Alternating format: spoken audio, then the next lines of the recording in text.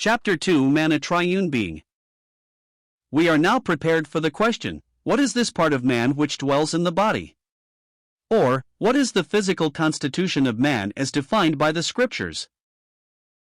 The answer from 1 Thessalonians 23 is, that he is spirit and soul and body, and the very God of peace sanctify you wholly, and I pray God that your whole spirit, and soul, and body be preserved blameless unto the coming of our Lord Jesus Christ.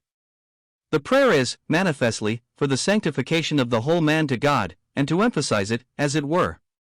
It is, that man is divided into his three constituent parts, and the sanctification of the whole man is interpreted to be the preservation blameless before God of spirit, soul, and body.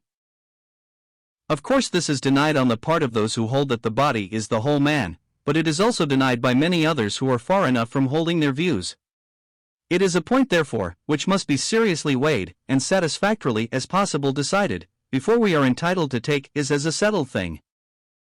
The objections of annihilationists need not detain us very long, as few indeed seem to have looked at the text in question. The comment of Ellis and Red upon it is a remarkable specimen of their style of reasoning, as well as, apparently, of how little they are themselves convinced by it. This cannot mean, they say, that man has two ghosts. Perhaps it may mean your disposition, and life, and person, the whole compound nature of man, for spirit sometimes means person. Asterisk, I should think, as they have evidently translated spirit as disposition already, that according to their interpretation, body ought to mean person, and also, that it would be in far better accordance with their views. But they can scarcely expect others to be satisfied with what evidently fails to satisfy themselves, for they add, in defiance of all criticism, and 1 Thessalonians May 23 also have been a little amended by some officious copyist. Page 21. But even so, they are not yet satisfied, and, having in the meanwhile forgotten that spirit means person, they further add, and the spiritual nature, be it remembered, does not naturally belong to man, but is superinduced as a subsequent and peculiar development in the cases of those who have submitted themselves to Christ, page 22. Asterisk Bible versus Tradition, page 21. Mr. Roberts, disavowing the uncertain and contradictory statements of Ellis and Red, tries to paraphrase the three words in the text by body, life and mind. In this statement of his, life and mind answer, respectively, to soul and spirit. But that they are not equivalents, according to his view, is evident. We have but too lately been listening to his theories of thinking flesh, to be able to accept his identification of the mind with the spirit. Truly, as these may be identified, his views do not identify them. His own words in this connection are, thought is a power developed by brain organization, and consists of impressions made upon that delicate organ through the medium of the senses, and afterwards classified and arranged by a function pertaining in different degrees to brain in human form, known as reason. Plainly, then with him, mind is only a power inherent in the flesh, though spirit be needed to give vitality to the brain, just as it would be for the muscles. It is the flesh that thinks, as he quotes with approbation further on. So, also, is life with him not the equivalent of soul? Of course he often has to interpret it so, but he is inconsistent with himself in doing this. Soul, again, is for Dr. Thomas and himself, but body in the body cannot be the life of the body. Soul is the body's life, and, therefore, in a secondary sense, is used for it in Scripture. In Dr. Thomas's theory, no basis is left for the secondary meaning. The life is with him simply the result of the ruach or breath of life upon the body. It is not a third constituent that could be set side by side with the body and the spirit. There is then no combination of body, soul, and spirit as constituting the whole man in Mr. Roberts' system, anxious as he is to be apostolic in doctrine, and have it appear so. Combination of body and spirit for him make the living soul, and the combination of these two cannot become a third principle along with these. There is no third constituent this way, and even one of these is only an element of the atmosphere.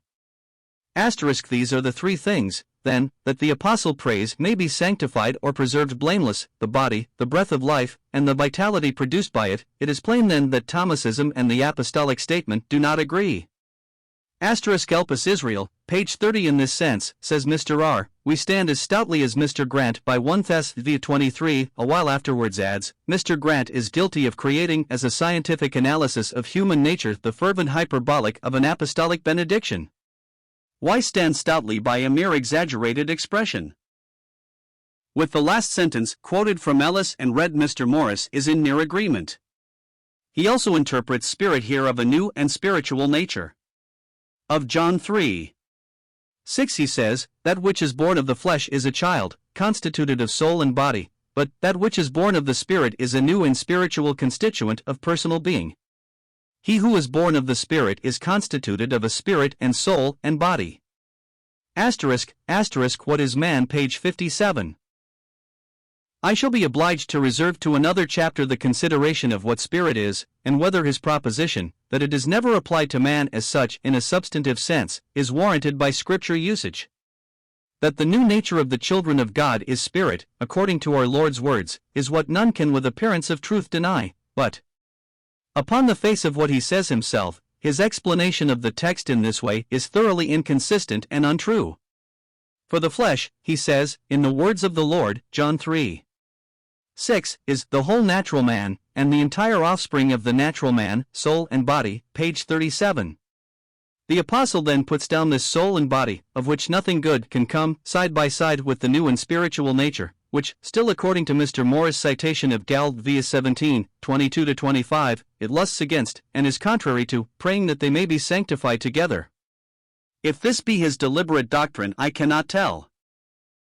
It is the doctrine of his follower, Mr. Graff**, who has only carried out his views to their necessary conclusion. Whether or no, I would refer him to Rom 8:6-8 for his answer, that the mind of the flesh is enmity against God, for it is not subject to the law of God, neither indeed can be, and that is why they that are in the flesh cannot please God. Even the one who in the 7th chapter could say, "With the mind I myself serve the law of God," had to add, "but with the flesh the law of sin," and if soul and body have this character, poor hope would there be of their being preserved blameless to the coming of our Lord Jesus Christ. Asterisk in Greybird's Lay Sermons. In the margin minding. The grossness of this mistake lies in its materialism. Even Mr. Morris, little as he would like to be identified with this, cannot see in the flesh anything less material than the body, although perhaps in connection with the soul, which he allows to be in it. All is referred to man's physical constitution, but with this glaring inconsistency with Scripture, that, whereas the Word of God condemns the flesh, with its utter evil, to hopeless destruction, Mr. Morris' doctrine puts the old nature alongside of the new, to be sanctified. Now, in the text as to which I have been speaking, Appendices v. 23, it is plain by the terms soul and body, which are used, that the physical constitution of man is spoken of, and it must be equally plain that spirit, therefore, also refers to his physical constitution. The very pains which Ellis and Red have taken in their interpretation to blot out all thought of the body in the passage is a proof of it. It would have been an incongruous jumble, indeed, to have said disposition, and life, and body, and they felt it. Body in Scripture in such a sentence requires soul as its natural antithesis. Body and life make no sense, for the sanctification of the body and its vitality, which life here must mean, is scarcely such.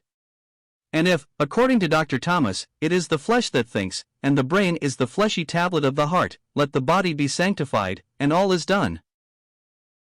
And it will not avail to say that the body needs spirit and soul to make it capable of sanctification, for that still leaves a truth that the body is the only part that can be sanctified, and there would be no sense in talking of the sanctification of the mere agency in giving it life.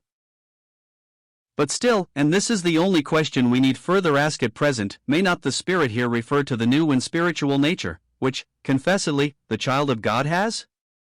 I answer that, as far as this passage is concerned, the fact that the Apostle prays for the sanctification of the Spirit is proof positive that the new nature is not meant. For the Scripture doctrine is that, inasmuch as that which is born of the Spirit is spirit, whosoever is born of God doth not commit sin, for his seed remaineth in him, and he cannot sin, because he is born of God. I am well aware that I touch here upon ground not familiar to many a Christian, nor can I do more than touch upon it either. I would only say that the one born of God is here looked at simply in his character as so born. The flesh is not seen, being, indeed, in the believer, but as a foreign thing, sin that dwelleth in me, Rom 7:17, in that sense, not myself. The new nature owns no brotherhood with it. As born of God, the believer does not sin, cannot. The new nature thus, as proceeding from God, is altogether according to God.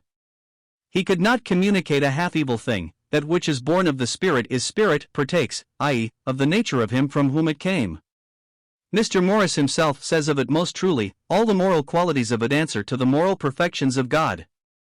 If so, sin cannot come from it, because it is of God, and, as born of God, we cannot sin. Therefore you cannot talk of sanctifying it. It is of God, therefore already wholly good. The new nature is spirit but never called the Spirit. And spirit is not here the motion of the soul, as Mr. Morris elsewhere strangely defines it, for the soul is mentioned apart, and there would be no sense in speaking of the sanctifying of the soul and of its motions.